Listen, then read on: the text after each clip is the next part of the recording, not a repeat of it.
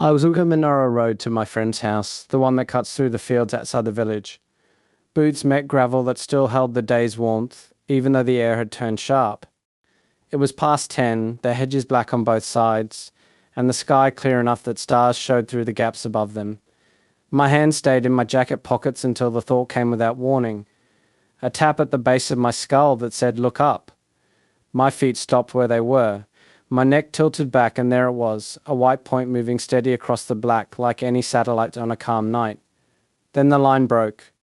It jerked left in a straight cut, held for a second, and jerked right again. No curve and no slowing, just those sharp stops and starts that nothing drifting up there should make. The cold pressed against my face while I kept my eyes on it. The point finished its pattern and thinned out until the dark took it.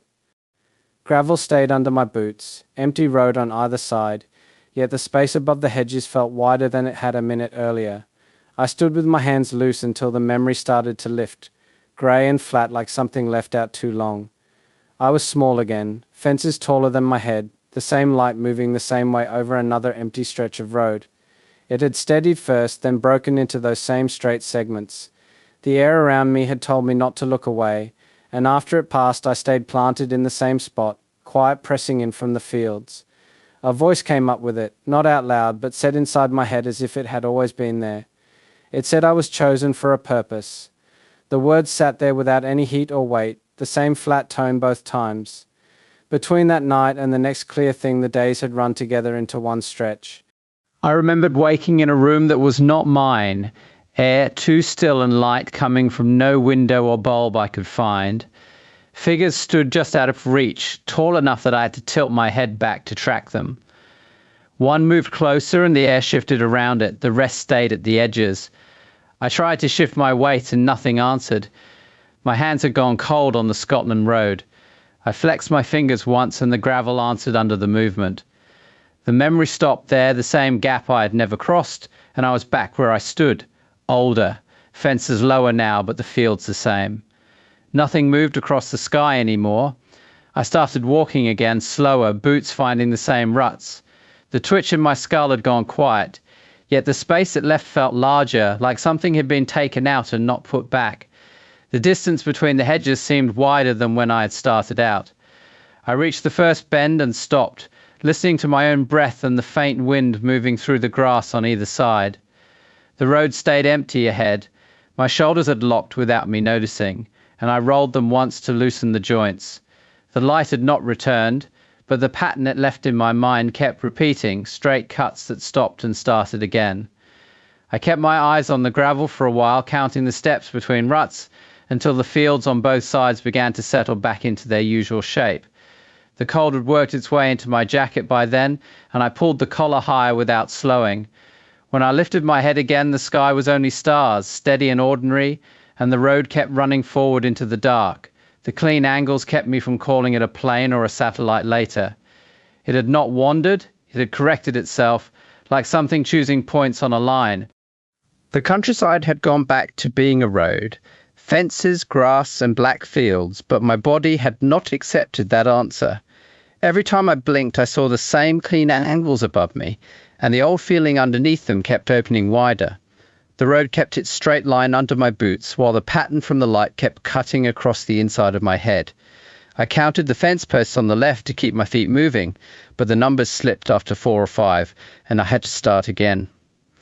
My right hand stayed tight around the collar of my jacket, even though the wind had already found the gap at the wrist. The fields on either side stayed flat and empty, yet the gravel under each step felt farther away than it should have. The hedge ran low and ragged where it met the first bend, and the air carried the dry smell of turned earth from the ditches. The first clear piece came loose when I reached the bend where the hedge thinned. I was small enough that my feet did not reach the floor when they set me on the table. The room had no windows, and the walls met the ceiling in a curve that never showed a corner. Figures stood around the edge, their heads level with mine when they leaned in. One of them stayed still longer than the rest, and the words arrived inside my skull without any sound chosen for a purpose. They sat there the same way a stone sits at the bottom of a pocket after you stop reaching for it. The metal under my palms was smooth and cold all the way around, and the only light came from a strip near the floor that gave no shadow. The cold came next, low and steady along the line where teeth met gum.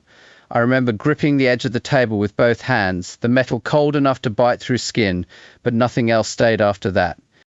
The light in the room flattened into a single white sheet with no edge to hold on to. I knew something had been taken and something else put back, yet I could not name either one when I tried later.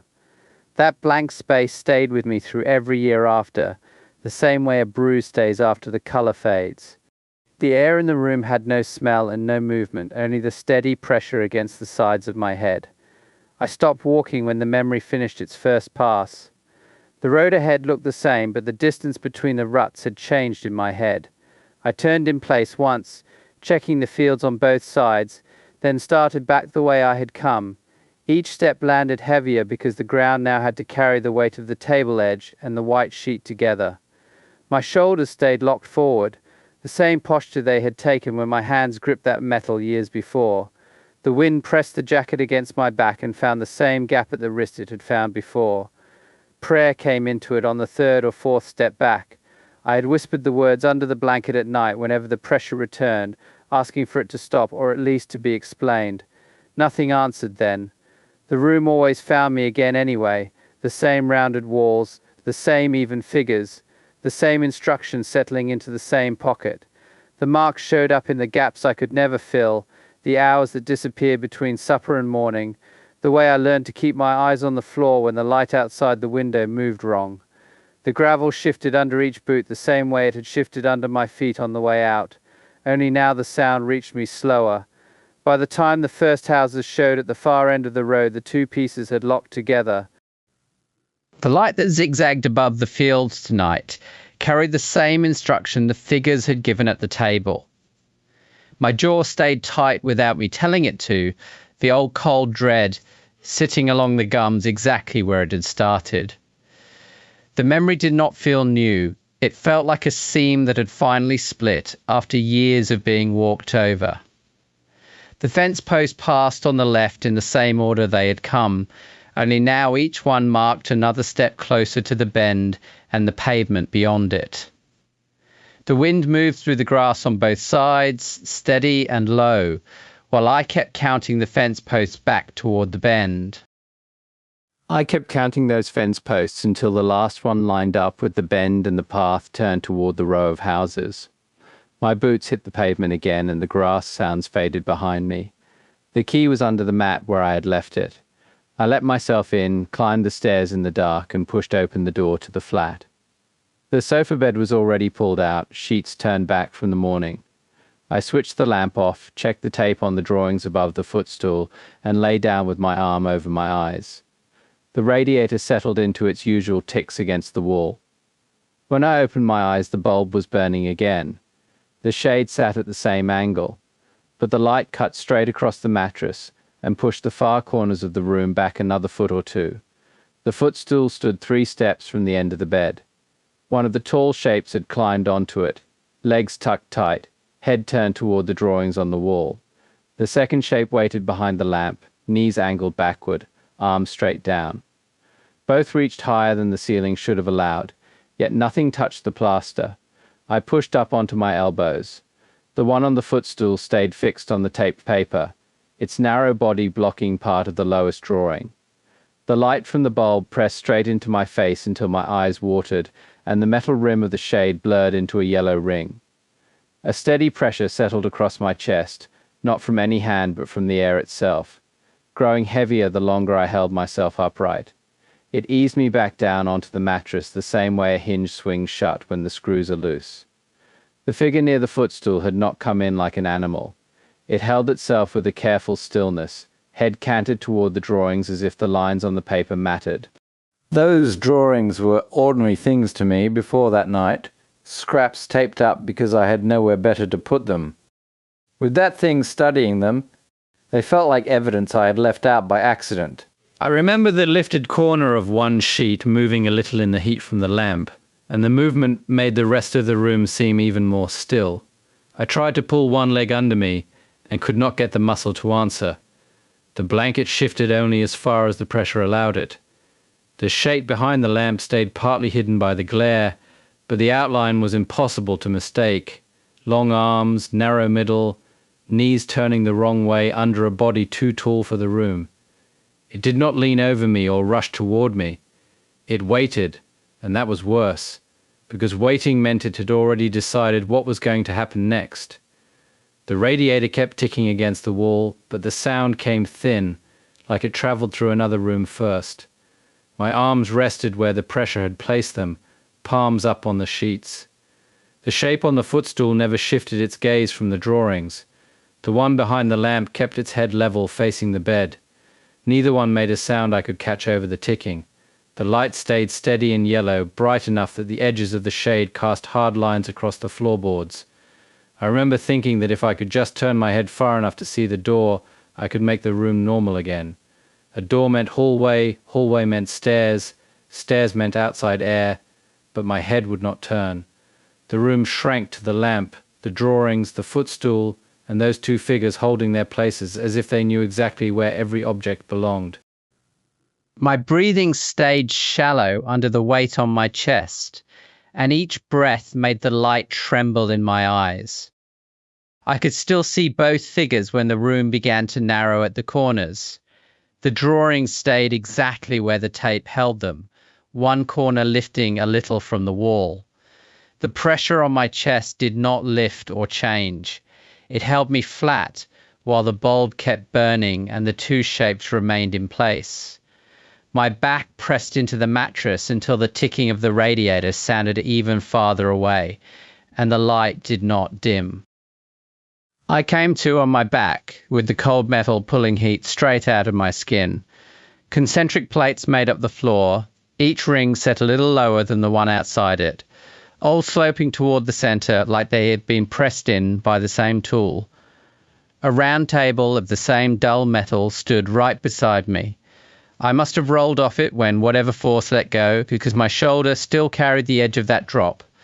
The plates felt seamless under my palms, each one smooth except for a faint seam where it met the next ring.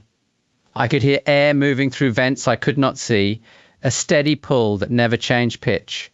The light band overhead gave off a flat white glow that reached the table but left the lower rings in softer shadow. When I lifted my head an inch, the weight returned at once and pressed it flat again. Figures crossed the plates on legs that bent the wrong way at the knee. Their bodies stayed narrow and upright, necks turning slow on thin stalks, heads level with the light band. Each one stood near 7 feet. Their steps made a dry click that carried across the rings and stopped when they paused. One of them turned my way. The black surface where eyes should have been stayed fixed on the space above my chest. I kept my hands where they were and worked my thumbnail into the pad of my thumb until the pain came through sharp and local. The nearest figure shifted its weight. The clicking stopped for a breath and started again as it moved on. The air felt thin and cool against my face. I could smell nothing at all. A band of white light ran the rim above the plates. Thin lines and small clusters drifted across that band, slow and steady, like roots being drawn and wiped away. Fans turned somewhere higher up, pulling air through grates I could not see. The only sounds were those fans and the occasional joint click. Nothing else moved in the space. The table beside me had no legs that I could see from where I lay. Its edge curved down into shadow, smooth and thick, and the top was empty. That emptiness bothered me almost as much as the beings did, because I had the sense that I had been on it seconds before and everything that mattered had already been cleared away. The floor rings made the whole chamber feel like a drain or a lens, something designed to bring every line back to one center. I tried to find a seam in the wall, a door, any break where a room made for people would have a way out, and found absolutely nothing. One mantis being crossed behind the table and another past it from the other side, their movements never colliding, never even forcing one to pause. They moved like they knew a pattern I could not see. When their feet touched the plates, the clicking sound did not echo the way it should have in metal. It arrived clean and dry, then vanished. The black eyes gave back no reflection from the white band. They did not look angry, curious, or kind. They looked like surfaces built to receive whatever was in front of them. I tried to count the rings under me, starting from the one my hip rested on. Then I counted the height of the light band in finger widths from where I lay. Then I fixed the angle of the nearest figure's elbow and the way its forward arm hung just short of the body. My eyes grew heavy before I reached the third ring. The thought came that I had lain on these same plates before and left with nothing afterward. I held the spacing of the rings, the exact drift of the lines overhead, and the posture of the nearest one as long as I could. The weight on my chest stayed even. The lines kept moving. Panic turned into something colder after that.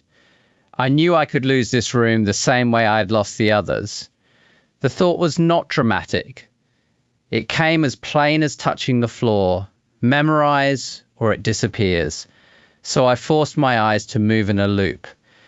Ring, table, rim light, grates, nearest being, farther being, table again. I repeated it until the order felt carved into me. Even then, the edges of the chamber began to soften, as if the room was already pulling itself away while I was still inside it. My eyes closed anyway. My eyes opened to the room stretched out below like a pit. The circular plate sloped inward toward the center where the table stood empty, its rim catching the light band that circled the walls. I hung level with that band, level with the fans and grates above the holographic screen that still showed its slow white lines of molecules or roots. The Mantis figures floated in a ring around me, 7 feet tall, their backward jointed legs held still now, arms set at the same angles they had used on the floor. Up close, the nearest one showed fine ridges along its shell and darker wrinkled skin beneath, like dried fruit left out too long. Their heads turned only a few degrees at a time, tracking nothing I could see. In the center of the ring, the smaller blue figure hung without moving its body. Its head was large and round, larger than the rest of it, with eyes that stayed fixed and dark. A cloak the color of rubbed metal covered its shoulders, red showing only where the light band struck the folds, and a hood the shade of polished gold sat low across its brow. Between its hands a field of color turned slowly, blues folding into violets, the edges softening and tightening again like smoke stirred in water. I felt a faint pull inside my ribs toward that field, steady as a thread drawn taut. Warmth left the center of my chest in a lukewarm flow, not heat and not chill, just even movement. It crossed the space between us and met the turning colors. The blue figure's hands made slow arcs, each pass pulling the warmth tighter for a moment before letting it loosen. I felt the same motion inside my own bones, a small turning that matched the hands. The field brightened when the hands moved outward and dimmed when they drew inward. The lowest the plates stayed fixed in their slope, the table edge catching the same rhythm of light. I tried to hold the ring of Mantis shapes in my mind, the exact distance between each one, the way the nearest set its arms, the drift of the lines on the screen. The memory thinned the longer the colors turned. The warmth kept leaving my chest without force, and the field answered every change in the hands. For a stretch, the light band itself seemed to follow, brightening and fading with the rest of the room, while the fans above stayed silent. The blue figure kept its slow work. Its body looked more finite than the Mantis shapes, smaller and more contained, yet the field between its hands stayed steady and full. I watched the cloak shift with each arc of the hands, the red showing only at the edges where the light caught it. The pull inside my ribs stayed constant, drawing toward the colors without any sound. There was no voice with it, not even the flat pressure of the words from childhood. The communication was the feeling itself. It arrived as a love so wide that my first reaction was not comfort but shock. It had nothing to bargain with and nothing to explain. It just filled the room until the cold metal below us and the Mantis ring around us seemed like parts of a larger machine built around that one impossible tenderness. I hated that I wanted to trust it. I hated that my body seemed to know it before my mind did. The field changed while I watched. It did not spin like a ball. It folded inward, opened again, and showed colors under colors, each layer moving at a different speed. For a second it looked like a small weather system, then it looked like a map with no borders, then it looked like something alive enough to notice me back. The warmth from my chest kept feeding into it, and the question became simple and terrifying. If that was mine, what would be left when the hands were done shaping it? The mantis ring never broke while that question sat in me. My throat tightened around a feeling wider than fear. My eyes blurred with it while the warmth continued its even flow. The ring of mantis figures turned once more around us, quiet, their heads making the same small adjustments. The blue figure's hands drew another slow arc, and the nebula between them held its shape. I wondered without words whether the warmth leaving my chest was something I would get back or something already changed inside the turning field. I opened my eyes on the low brick wall behind the flat. The grass in front of me was cut in uneven strips where the mower had missed the edges. My palms pressed flat against the brick and felt every rough grain. The shaking started in the wrists and moved up into the shoulders without any cold to explain it. I tried to stand once and the knees gave, so I stayed where I was and watched the light move across the fence boards instead. The circular table from the room stayed in my mind, its plates sloping toward the center, the fans turning slow above the grates. I kept counting the grooves in the mortar to keep the floor from coming back under me. 2 mornings later, I stood at the sink with the tap running. The water hit the metal and made the same sound it always made. Then the picture opened without any warning or sound. A single bright point sat in the middle of what had been ordinary air. It widened into threads of light that kept stretching until they looked thin enough to break. Between the threads, the dark stayed solid, like something that had weight and had once pressed everything else into shape. The whole thing held for 3 minutes by the cooker clock, then thinned and left the room looking smaller than before. I could still see the blue being's hands moving inside that field, the colors shifting like water that had been warmed just enough to feel alive.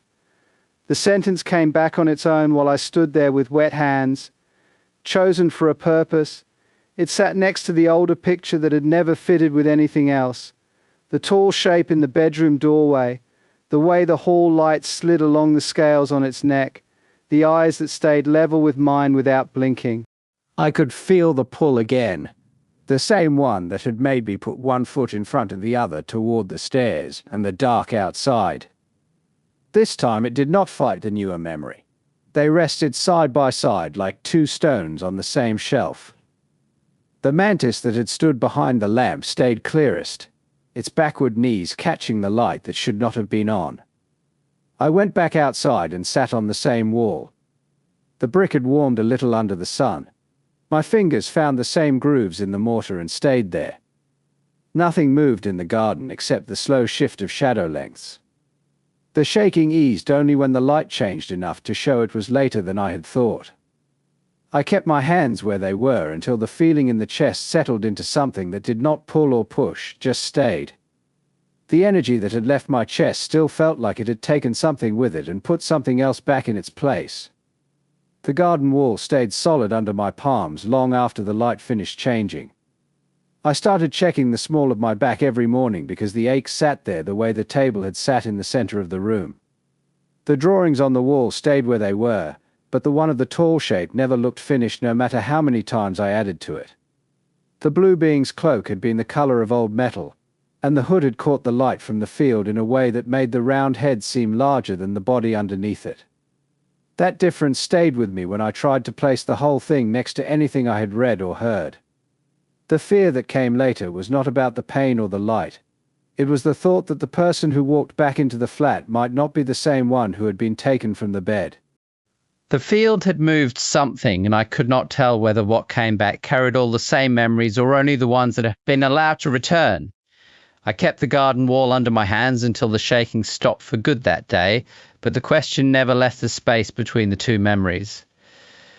I carried both pictures for years without saying anything out loud.